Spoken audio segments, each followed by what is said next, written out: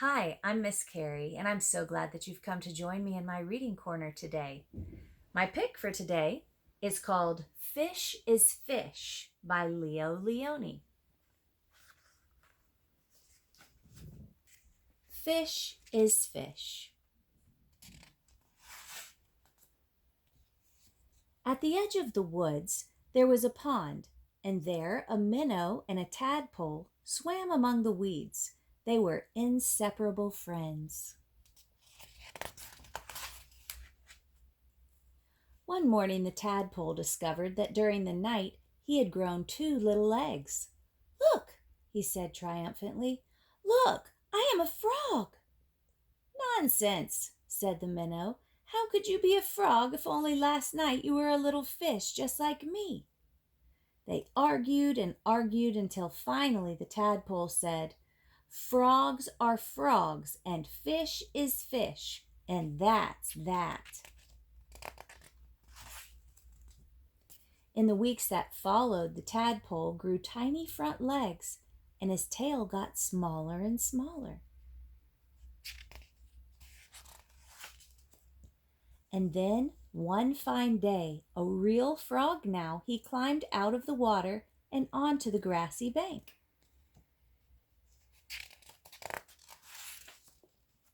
The minnow, too, had grown and become a full-fledged fish. He often wondered where his four-footed friend had gone, but days and weeks went by, and the frog did not return.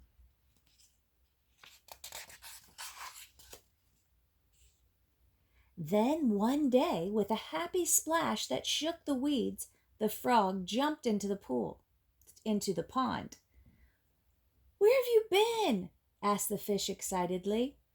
"I have been about the world, hopping here and there," said the frog, "and I have seen extraordinary things." "Like what?" asked the fish. "Birds," said the frog mysteriously. "Birds." And he told the fish about the birds, who had wings and two legs and many, many colors. As the frog talked, his friend saw the birds fly through his mind like large feathered fish.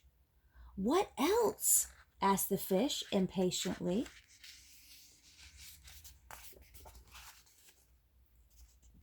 "Cows," said the frog. "Cows, they have four legs, horns, eat grass, and carry pink bags of milk." I've never seen a cow that looked like that, have you?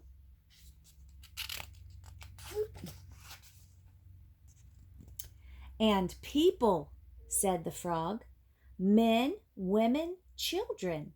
And he talked and talked until it was dark in the pond. But the picture in the fish's mind was full of lights and colors and marvelous things, and he couldn't sleep. Ah, if he could only jump about like his friend and see that wonderful world.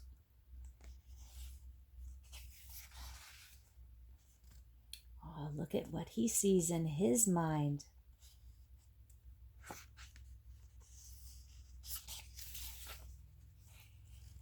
And so the days went by. The frog had gone, and the fish just lay there dreaming about birds in flight, grazing cows, and those strange animals all dressed up that his friend called people. One day he finally decided that come what may, he too must see them. And so with a mighty whack of the tail, he jumped clear out of the water onto the bank. Uh-oh. He landed in the dry, warm grass, and there he lay, gasping for air, unable to breathe or to move.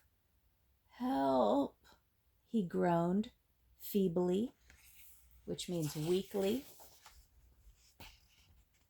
Luckily, the frog, who had been hunting butterflies nearby, saw him and with all his strength pushed him back into the pond.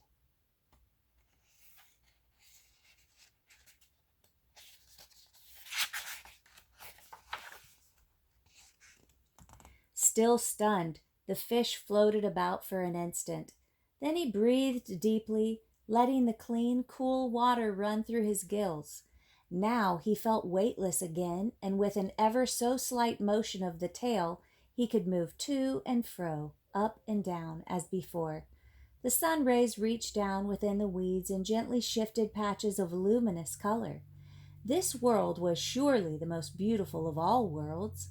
He smiled at his friend the frog, who sat watching him from a lily leaf. You were right, he said. Fish is fish. The end. Thank you so much for joining me tonight. Please come again and join me in my next reading corner. And please subscribe to my channel so that you'll know when a new story is posted. Bye for now.